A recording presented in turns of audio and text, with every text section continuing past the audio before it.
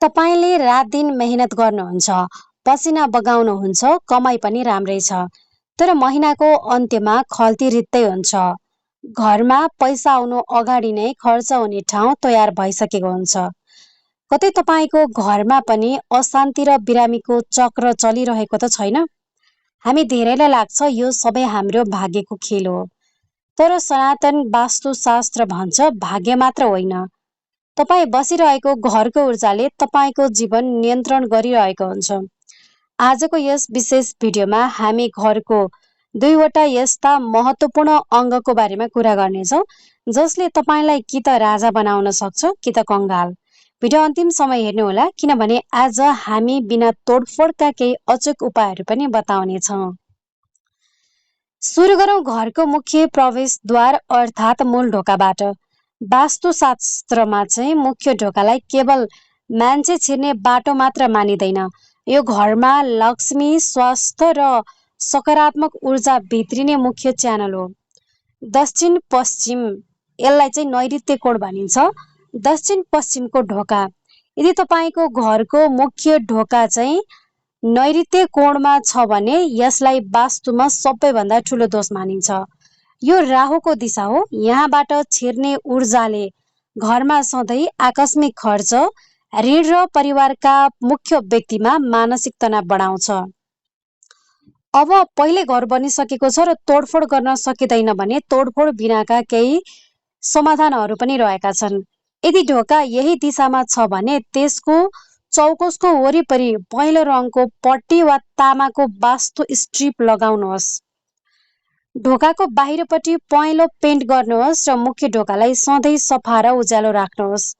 ढोका खोल्दा वा बन्द गर्दा यदि कुई आवाज आउँछ भने यो पनि बन्द गर्नुहोस्, यसले चाहिँ नकारात्मकता बढाउँछ।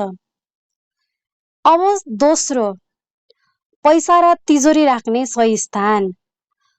कुरा गरौँ लक्ष्मीको वासस्थान अर्थात् तपाईँले पैसा, गहना वा महत्त्वपूर्ण कागज पत्र राख्ने दराज वा तिजोरीको। धेरैजसो मानिसहरूले जहाँ पायो त्यही वा सजिलोको लागि जता फर्काएर पनि दराजहरू राख्ने गर्नुहुन्छ, जुन आर्थिक सङ्कटको सबैभन्दा ठुलो कारण बन्छ। सबैभन्दा उत्कृष्ट दिशा कुन हो भन्दाखेरि उत्तर पूर्व वा उत्तर दिशा। वास्तुशास्त्र अनुसार धनका देवता कुबेरको दिशा उत्तर हो। त्यसैले तपाईँको तिजोरी वा पैसा राख्ने दराज सधैँ घरको दक्षिण दिशाको भित्तामा जग हालेर उत्तरतर्फ खुल्ने गरी राख्नुपर्छ। जब तिजोरीको ढोका उत्तरतर्फ खुल्छ यसले कुबेरको आशीर्वादलाई सिधै आकर्षित गर्छ। र झुकेर पनि यहाँ नराख्नुहोस्। कहाँ भन्दाखेरि घरको उत्तर पूर्व ईशान कोण। ईशान कोणमा कहिले पनि भारी दराज वा तिजोरी नराख्नुहोला। यो दिशा एकदमै हलुका र खुल्ला हुनुपर्छ। यहाँ भारी सामान राख्दाखेरि घरको प्रगतिको बाटो रोकिन्छ। अब तेस्रो भनेको भान्साकोठा र स्वास्थ्यको कनेक्सन।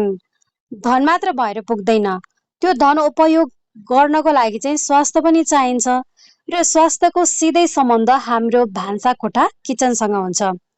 यदि तपाईँको भान्साकोठामा खाना पकाउने ग्यास चुलो र भाँडा माझ्ने सिङ्क एउटै लाइनमा छन् भने, एकदमै नजिक छन् भने यसले चाहिँ आगो र जलको शत्रुतालाई उत्पन्न गराउँछ। त्यसको परिणाम घरका सदस्यहरूमा रिस उठ्ने, चिडचिडापन बढ्ने र विशेष गरी महिलाहरूको स्वास्थ्य बिग्रेर कमाएको पैसा औषधि मूल्यमै सकिने हुन्छ। अब यसको लागि सरल उपायहरू पनि छन्। चुलो र सिङ्कको बिचमा एउटा सानो काठको वस्तु वा मनी प्लान्टको बोट राखेर ती दुईको ऊर्जालाई विभाजन गरिदिनुहोस्।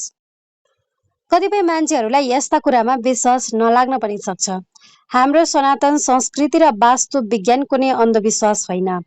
यो दिशा र पञ्चतत्वको ऊर्जालाई सन्तुलनमा राख्ने एउटा विज्ञान हो। घर भत्काउनु पर्दैन, केवल यी साना साना कुराहरूलाई परिवर्तन गरेर हेर्नुहोस्, तपाईँको जीवनमा सकारात्मक परिवर्तन आफै देखिन थाल्नेछ।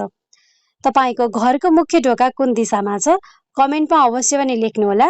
यदि यो जानकारी उपयोगी लाग्यो भने भिडियोलाई लाइक र सेयर गरिदिनुहोला।